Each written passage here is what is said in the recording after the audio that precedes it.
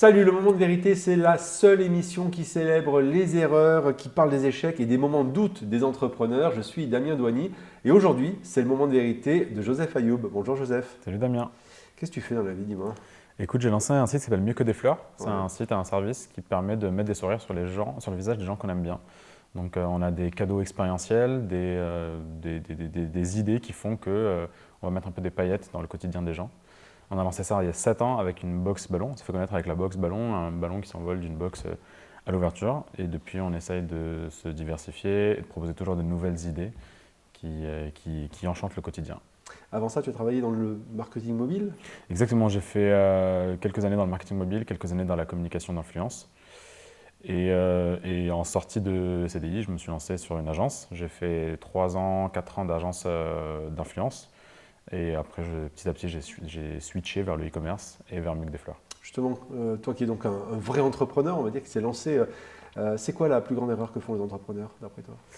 Je sais pas, je sais pas si c'est la vérité, mais moi, ce que je conçois, ce que qu'on voit autour de moi, c'est prendre trop de temps pour se lancer.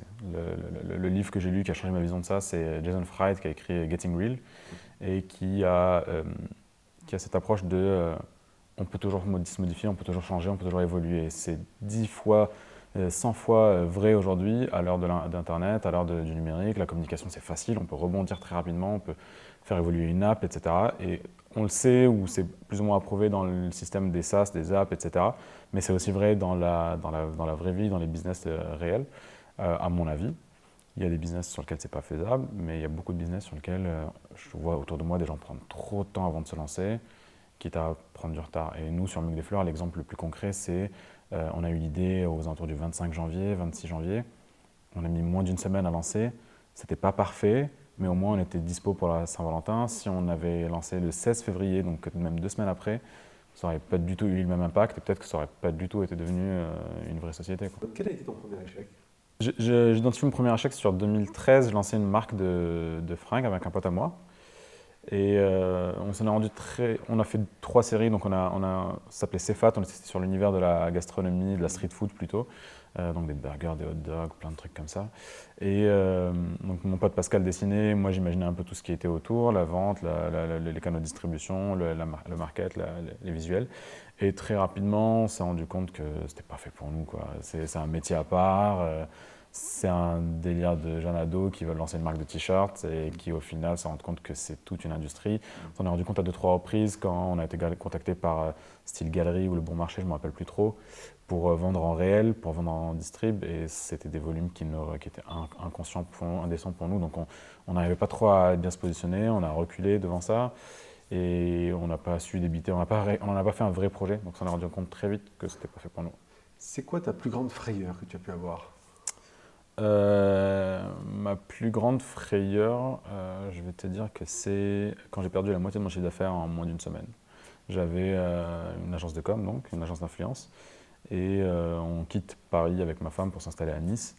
Et je dis à ma femme, ouais, en rigolant, on a 3 heures pour faire autre chose avant que notre réseau s'essouffle un peu, essayons de trouver autre chose à faire. Et même pas un an après, à la rentrée, on a 2 coups de fil l'un après l'autre qui disent, en moins d'une semaine, qui disent bah, vous ne travaillerez plus avec telle marque, telle marque. Et on était tout petit, hein, on faisait 400 000 € de chiffre d'affaires, mais on perd d'un coup 200 000 € de CA. J'étais seul avec 2 indépendants, avec qui ils attendaient à ce que je leur ramène le travail, donc c'était mon taf de ramener le boulot sur la table. Et je me suis rendu compte que j'ai bien flippé pendant plusieurs semaines, plusieurs mois, jusqu'à me rendre compte que c'était pas fait pour moi et que peut-être que je devais changer ou faire autre chose. Et c'est ce moment-là d'ailleurs où j'ai fait 2 rencontres, dont une qui a été super décisive sur et pourquoi tu développerais pas Mieux que des fleurs. Et au final, cette personne a eu raison très rapidement. C'est quoi l'aventure la plus folle que tu as pu vivre? La plus folle, Et qui est mal finie, hein, de préférence. ouais, alors ça s'est fini rapidement, ça s'est fini aussi brutalement que ça a commencé. 2017 je crois, ou 2018, on est en train de regarder sur Netflix La Casa de Papel avec ma femme. Moi je trouve ça trop stylé.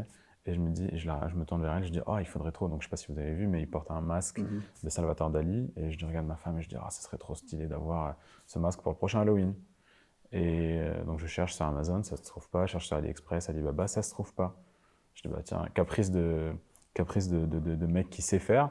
Je me dis, bah, on va les faire, on va en faire 50, on va les mettre sur Amazon et nous, on s'en garde 2-3. Donc, je trouve une usine en Chine qui les fait, qui répond au brief et qui les fait. On en fait 50. Ils veulent en faire 500, je leur dis non, je préfère les payer plus cher, mais avoir 50, quoi, que de me retrouver avec un stock conséquent. Donc, on en fait 50 et je les mets sur un site, je monte un Shopify pour liquider 45 et m'en garder 4-5 pour moi et mes potes. Et les 45 partent en 2 jours. Et je me dis, ah, c'est cool, il y a un truc à faire, quoi. Donc, j'en reprends 500, puis 1000, puis 5000. En quelques mois, je pense qu'on en a vendu pour 200 ou 250 000 euros de masques et de combinaisons sur le sujet. Et même Netflix nous en a acheté parce qu'ils n'en avaient plus et que ça cartonnait tellement. Je pense qu'à ce moment-là, ils se sont aussi rendus compte qu'il y avait un truc à faire autour de la pop culture d'un point de vue e-shop pour eux, qu'ils ont lancé depuis, je pense. Et ça s'est terminé parce qu'on a mal géré. Ça a marché le temps qu'on était assez bon là-dessus. Donc, mais le jour où quelqu'un d'autres vendeurs Amazon plus perfectionnés, moi je savais pas faire de la vente Amazon, j'ai fait ça juste parce que j'avais envie d'un masque à la base. Donc le jour où les vendeurs Amazon qui savent faire se sont mis, mon business s'est écroulé et c'était vraiment temporaire, quoi. On a fait très rapidement beaucoup de chiffres. Et ça s'est terminé très très vite aussi. Donc c'est aussi la question de se dire qu'il faut se monter un business qui, on va dire, risque de ne pas être préempté rapidement, où il y a une barrière à l'entrée. Ouais, clairement. Clairement, pas où il y a des barrières à l'entrée, parce que je pense que mieux que des fleurs, il n'y avait pas forcément de barrières à l'entrée, mais il y avait une vision long terme. Il y avait une vision d'aller chercher le sourire sur le visage des gens, VS, juste une opportunité commerciale, un coût. Après, je ne suis pas contre, et si c'était à refaire, je l'aurais fait de la même façon, mais je ne suis pas contre les coûts. Bien d'un point de vue business, ça permet de faire de l'argent, ça permet d'acquérir des compétences sur un sujet. Moi, maintenant, je sais vendre sur Amazon, alors que je ne savais pas, et je me suis rendu compte des 150 erreurs que j'ai pu faire à vendre très mal sur Amazon. Donc, je ne suis pas contre les coûts. Maintenant, c'est vrai que sur un business stable, rentable, je préfère, et je me focalise aujourd'hui sur des choses comme Mieux que des fleurs, où je peux aller vraiment long terme, où j'ai une vision, où j'ai un envie. Je fais une boîte pour la garder 10, 15, 20 ans et pas 6 mois, quoi. Est-ce qu'il y a un moment de doute que tu as eu, un moment de honte dans ton métier? Ouais, un moment de honte. J'ai un moment donc pareil, toujours cette année-là où je montais, j'expérimentais en fait pas mal. Donc je montais, j'ai découvert un peu ce que ça faisait de sourcer en Chine, de sourcer au Vietnam, etc. Donc j'essaye pas mal de choses. Et en parallèle, Shopify commençait à bien marcher, à être de plus en plus simple à utiliser. Donc je me suis mis de là-dessus à essayer de monter des shops et essayer de trouver des niches. Et parmi les niches que j'avais trouvées, c'était les pins. Donc je me suis dit, bah vas-y, je vais vendre des pins. Je trouve ça trop cool. Moi, j'en ai envie. Je pense qu'il y a un renouveau. Donc je me suis mis à sourcer des centaines de fournisseurs en Chine, un peu partout, etc. Et en fait, à un moment, on se fait bâcher parce qu'il y a un de nos pins qui a été la copier-coller d'une petite marque parisienne. Et donc, gros moment de honte parce que j'aime pas qu'on me fasse ça quand moi je crée quelque chose d'authentique. Donc, je veux pas copier quelqu'un qui fait quelque chose d'authentique. C'était une erreur. C'était purement une erreur. C'était un mauvais sous-traitant pour nous. Donc, on a arrêté de travailler avec eux. On a laissé le stock de côté. Et ouais, gros moment de honte parce que j'aime pas. C'est même pas une question de copier. Moi, je pense que copier, ça, c'est pas problématique tant qu'on le fait bien ou quand on perfectionne ou qu'on fait de façon différente un peu. Mais là, c'était vraiment du copier-coller pur et dur. Et c'était une mauvaise gestion de notre part, de mauvais sourcing, de pas savoir sur quoi on se lançait vraiment, etc. Plus de trouver de la niche. Donc, ça rejoint ce que je disais tout à l'heure sur les business un peu plus opportunistes ou plus coûts. J'ai appris. Mais j'avoue que sur le coup, ça m'a fait mal, même moi, personnellement, de me dire j'ai pas envie qu'on m'assimile à ça. Donc je corrige le tir très rapidement, quoi. Donc ça veut dire aussi qu'il faut être attentif, même dans les coups, attentif à ce qu'on fait et pas forcément y aller comme ça, quoi. Ouais, complètement. C'est pour ça que je dis pas tout peut être fait. C'est pour ça que je dis au début, je comprends que pas tous les business aussi peuvent être lancés très rapidement. Donc ça, c'était clairement une erreur. Même si je pense que l'erreur a été faite et m'a permis de corriger d'autres choses. Mais oui, il faut faire très attention. Et maintenant, au début, ça a moins d'importance, je pense. Mais maintenant qu'on a une vraie société structurée avec du staff, qu'il y a des gens qui dépendent de nous, etc., maintenant on double-check tout, on fait un peu plus de suivi, on a une équipe légale, etc. Est-ce que tu as vécu ce que j'appelle un moment pile ou face, ce moment décisif où en fait on se dit ça passe ou ça casse? Moins dans la vie entrepreneuriale, quoique pour moi l'entrepreneuriat c'est pas juste avoir une société, c'est un état d'esprit. Ouais. Mais à un moment dans tout début de ma carrière, j'arrive dans le jeu mobile chez Gameloft. Ça faisait quelques semaines que j'y étais. En parallèle, donc j'étais même pas sûr, j'étais encore en période d'essai, hein, je parle de 2 semaines, 15 jours. Et en parallèle, je vois une offre pour un poste dans un hôtel à Nice. Moi, je venais de Nice et je me suis dit, ah, je vais y retourner.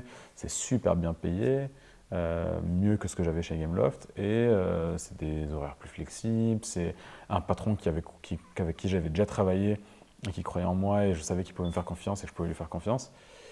Et donc j'ai postulé et il m'a dit non mais c'est pas fait pour toi, ça c'est reste à Paris, c'est bien. Et je dis non non, moi je me verrais bien revenir à Nice maintenant, j'ai 21 ans, 22.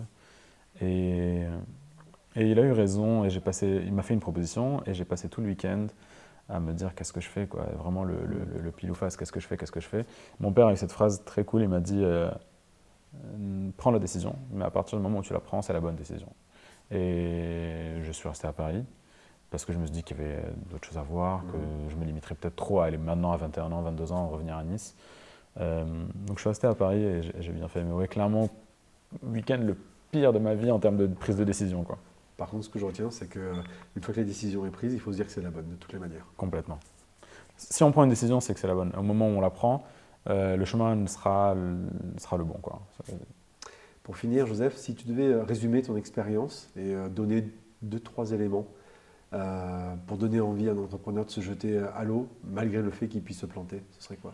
Essayez. Franchement, il y a rien va se passer, quoi. Donc, moi, je me suis déjà planté plusieurs fois. On a déjà dépensé des dizaines de milliers d'euros sur des boîtes qui n'ont pas fonctionné, qu'on a perdu parce que d'autres boîtes fonctionnaient. Enfin, un autre projet fonctionnait, bien sûr.